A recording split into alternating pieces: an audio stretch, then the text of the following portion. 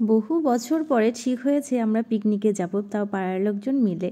তো এই মতো আমার অনেক দিনের প্ল্যান প্রোগ্রাম করে ঠিক আমরা বেরিয়ে পড়লাম। সবই তো ঠিক আছে, গাড়ি কোথায় যাচ্ছি না যাচ্ছি সেটাই কিন্তু ঠিক হয়নি। তারপর এবার বাসে চলতে চলতে আমরা সবাই বলছিলাম যে কোথায় যাওয়া যায়। যেহেতু আমাদের বাড়িটা ছিল ডুয়ার্সের খুব কাছাকাছি, ওই জন্য অনেক পিকনিক স্পট আমাদের বাড়ির আশেপাশে।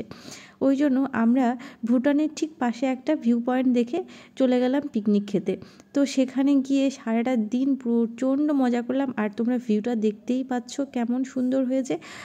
আর দেখো এখানে জলটা এত সুন্দর ছিল কি আর বলবো। আর সেদিনের দিনটাও ছিল খুব ভালো, আর তোমাদের সাথে শেয়ার করতে পেরে আমার খুব ভালো লাগছে। আর এরপরে আমরা অনেক মজা করেছি। নেক্সট ভিডিওতে তোমাদের সাথে শেয়ার করব আমরা আর কি কি মজা করলাম। তো দেখো এখানে কিছু ফটোস ভিডিওস ক্লিক করছিলাম। তো চলো নেক্সট ভিডিওতে তোমাদের সাথে দেখা হবে।